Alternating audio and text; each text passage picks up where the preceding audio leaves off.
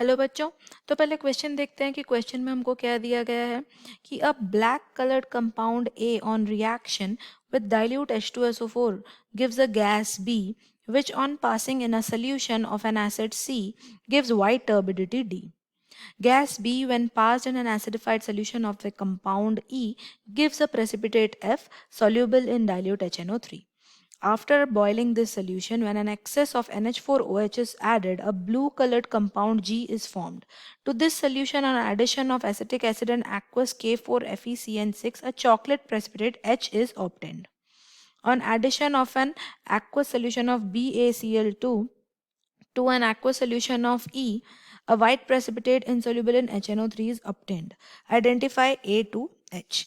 तो पहले तो इस क्वेश्चन में जो हमारा की कॉन्सेप्ट यूज हो रहा है वो यही है कि इतने सारे रिएक्शन हमको इन फॉर्म ऑफ सेंटेंस दिए गए हैं, उसको हम एक एक करके क्या करेंगे कि in form of skeletal reaction लिखेंगे, है ना।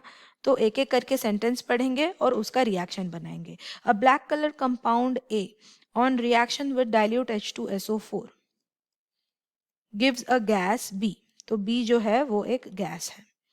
Which on passing in a solution, which यानी कि गैस जो B है, which on gassing in a acidic solution, ये जो acid, which on passing in a solution of an acid C, ये जो C है, gives white turbidity D. तो हमको D मिलता है turbidity. अभी when gas B is passed in an acidified solution of a compound E, यानी कि B का रिएक्शन हो रहा है E के साथ जो कि एसिडिफाइड है, right. It gives a precipitate F soluble in dilute HNO3. अब ये जो F है this is soluble in HNO3 यानी कि नाइट्रिक एसिड। फिर हमको दिया गया है कि after boiling this solution when an excess of NH4OH is added. अब ये जो सोल्यूशन हमारा F बना इसको हम NH4OH के साथ मिक्स करेंगे तो एक कंपाउंड ब्लू कलर का कंपाउंड G बनेगा, राइट। इसके बाद का जो रिएक्शन दिया गया है वो कह रहा है कि G को अगर हम एसिटिक एसिड CH3COOH के साथ रिएक्ट करेंगे तो एक कंपाउंड फॉर्म होगा, और इस कंपाउंड का रिएक्शन अगर हम K4FeCN6 के साथ करेंगे तो हमको एक चॉकलेट कलर प्रेसिपिटेट मिलेगा, चॉकलेट प्रेसिपिटेट मिलेगा।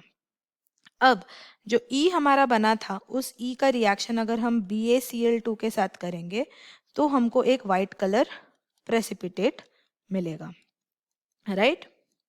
इसके अलावा एक और चीज ये है कि वो जो प्रेसिपिटेट बना that is insoluble in HNO3। अब एक एक करके देखते हैं कि A to H कौन सा कंपाउंड ऐसा होगा जो सारे रिएक्शन में सही बैठेगा। तो अगर हम A को लेते हैं FeS फेरस सल्फाइड, तो फेरस सल्फाइड का जो रिएक्शन होगा H2SO4 के साथ वो हमको देगा जो प्रोडक्ट वो है H2S प्लस FeSO4, और यहाँ पे जो गैशियस प्रोडक्ट है वो है H2S, यानी कि A हो गया हमारा FeS, B हो गया H2S। अब वापस H2S लेते हैं, B H2S लेंगे और एसिड लेंगे C। तो यहाँ पे जो हम एसिड लेंगे वो C रहेगा और वो रहेगा हमारा HNO3, यही है C। तो यहाँ पे B और C का रिएक्शन हो रहा है और हमको एक वाइट टर्बिडिटी मिल रहा है, तो वो जो टर्बिडिटी है वो है सल्फर के वजह से, तो सल्फर इज D, और उसके साथ हमको मिलेगा side products NO2 plus H2O। इसको अगर हम बैलेंस करेंगे तो ये हो जाएगा H2S plus 2HNO3 gives rise to S plus 2NO2 plus 2H2O। ये हमारा बैलेंस्ड रिएक्शन हो गया।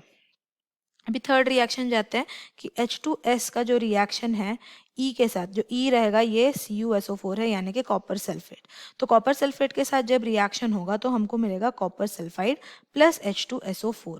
तो यहाँ पे जो कॉपर सल्फाइड बना ये सोल्यूबल है HNO3 के साथ, तो इसलिए यही हमारा F है, राइट। और E हो गया हमारा CuSO4। अभी नेक्स्ट रिएक्शन देखेंगे जो CuS है कॉपर सल्फाइड, इसका रिएक्शन विथ NH4OH। तो यहाँ पर हमको एक कॉम्प्लेक्स कंपाउंड मिलेगा G जो कि है CuNH3 whole 4 NO3 whole 2 plus 4H2O। इसको बैलेंस करते हैं तो ये हो जाएगा CuS plus 4NH4OH gives rise to हमारा कंपाउंड G प्लस 4H2O। फिर नेक्स्ट देखते हैं, अब जो G है वो CH3COOH यानी कि हमारा जो एसिटिक एसिड है उसके साथ रिएक्ट करेगा। तो G हमको क्या मिला था, CuNH3 4NO3 होल ट्वाइस। इसका रिएक्शन हम कर रहे हैं CH3COOH के साथ, तो हमको मिलेगा as product CuNO3 copper nitrate plus CH3COONH4, right. ये हमको मिल गया एज दी प्रोडक्ट। इसको बैलेंस करेंगे तो ये हो जाएगा CuNH3 4NO3 2 plus 4 CH3COOH gives rise to CuNO3 whole twice plus 4 CH3COONH4।